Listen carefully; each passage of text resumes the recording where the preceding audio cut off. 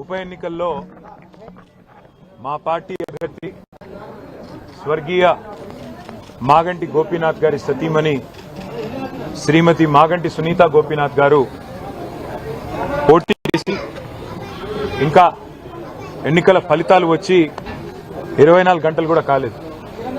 సరే, ఎన్నికల్లో అధికార పార్టీ చేసిన అరాచకాలు, అధికార యంత్రాంగాన్ని అడ్డం పెట్టుకుని చేసిన దుర్మార్గాలు, ఎలక్షన్ కమిషన్ చేష్టలుడిగి కళ్ళప్పగిచ్చి చూసిన వైనం, ఎన్నింటి ఫలితంగా మేము నిన్నటి ఎన్నికల్లో సాంకేతికంగా ఓడిపోవడం జరిగింది. కానీ ఎన్నికల ఫలితాలు వచ్చి 24 గంటలు కాకముందే మా పార్టీ కార్యకర్తలు, నాయకుల మీద ఇవాళ గూండాయిజానికి, రౌడీయిజానికి కాంగ్రెస్ పార్టీ ఏదైతే దిగజారుడు రాజకీయాలు చేస్తుందో, నేను ఒకటే చెప్తా ఉన్నా. 10 ఏళ్లు మేము ప్రభుత్వంలో ఉన్నప్పుడు మీరు ప్రతిపక్షంలో ఉన్నారు. ఎన్నడన్నా ఈరోజు ఇక్కడ మా సోదరుడు రాకేష్ క్రిస్టోఫర్ గారి మీద జరిగిన దాడి జరిగినట్టుగా ఒక ఉప ఎన్నికల్లో గెలిచిన తర్వాత ఎక్కడన్నా మా ప్రభుత్వ హయాంలో మా కార్యకర్తలు కానీ, మా పార్టీ నాయకులు కానీ హద్దులు దాటి ఈ రకంగా ప్రవర్తించారా ఒక్కసారి గుర్తు తెచ్చుకోండి. ఒకవేళ మేము కూడా ఆనాడు 7 ఉప ఎన్నికల్లో, 2 కార్పొరేషన్ ఎన్నికల్లో, జిల్లా పరిషత్ ఎన్నికల్లో గెలిచిన తర్వాత విజయ గర్వంతో విర్రవీగి నిన్న మీ వాళ్ళు ప్రవర్తించినట్టుగా మా పార్టీ గుర్తైన కారు గుర్తుని ఏదో ఊరేగింపు చేస్తూ, అవహేళన చేస్తూ చిల్లరగా ప్రవర్తించుంటే ఇవాళ మీరెక్కడ ఉండేటోళ్ళో ఆలోచించుకోండి.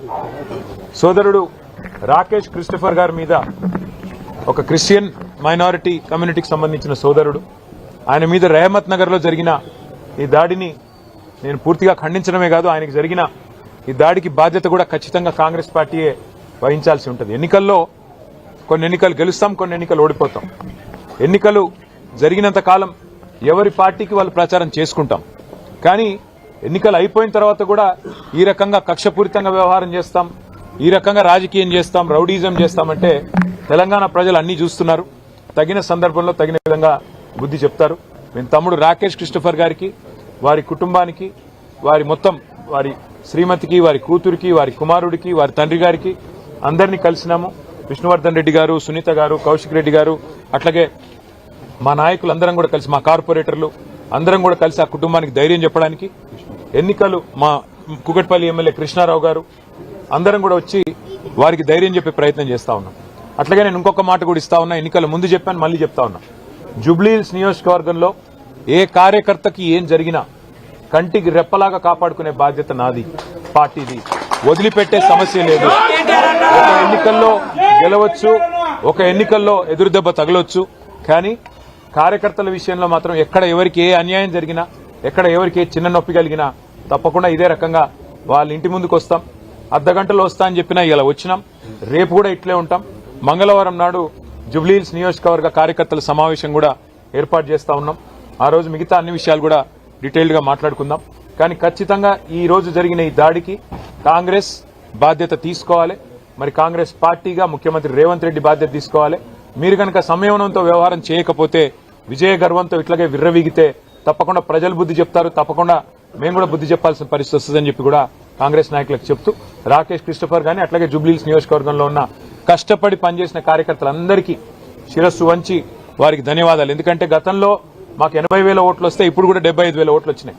ఓట్లేం తగ్గలేదు, కేవలం 5,000.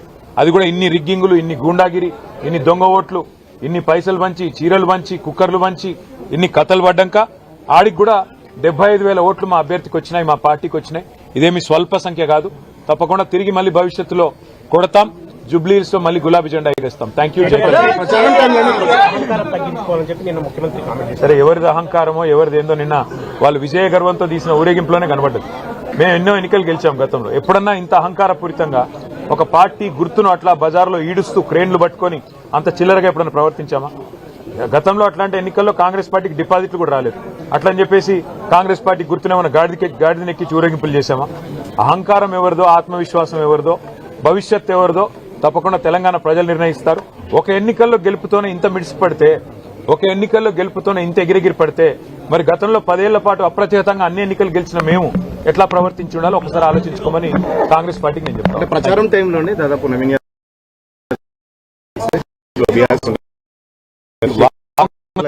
ఇది సాంకేతికంగా వాళ్ళు గెలిచారు తప్ప ఇంత రిగ్గింగ్, ఇన్ని దొంగ ఓట్లు, ఇన్ని పైసలు, ఇన్ని చీరలు, ఇన్ని కుక్కర్లు, ఇవన్నీ ఇప్పుడు రహమత్ నగర్ లో మీరు ఇక్కడ ఉన్నారు కదా, మొత్తం విలేకరులు ఇల్లు తిరిగి అడగండి. ఎన్ని డబ్బులు పంచారు, ఎన్ని కుక్కర్లు పంచారు, ఎన్ని రకాల తాయిలాలు పంచారు, ఎన్ని ఆపసోపాలు పడ్డారు. చివరికి అరకొర మెజారిటీతో ఇన్ని దొంగ ఓట్లు వేయించుకుంటే, ఇంత రిగ్గింగ్ చేస్తే చావు తప్పి కన్నులోట పోయినట్టు గెలిచినారు. అదో గెలుపు అనుకుంటే అది వాళ్ళ కర్మ, నేనేం చేయలేదు. మీరు గతంలో చెప్పిన 20,000 ఓట్లు దొంగ ఓట్లు ఉన్నాయని చెప్పి పవర్ పాయింట్ ప్రజెంటేషన్ ఇచ్చారు. వాళ్ళ మెజార్టీ కూడా దానికి సరిపోతుంది. భవిష్యత్తులో మీరు ఈసీ దీనిపై చర్యలు తీసుకొని ఎటువంటి కార్యాచరణ? ఎలక్షన్ కమిషన్ కాదు, తెలంగాణ ప్రజలే ఆలోచించాలి. ఎన్ని రకాల ప్రలోభాలు, ఎన్ని రకాల కుట్రలు, ఎన్ని రకాల కుతంత్రాలు, ఇవన్నీ ప్రజలు కూడా చూస్తున్నారు. మొత్తం ఎలక్షన్ రోజు ఏం జరిగిందో ప్రజలు చూశారు.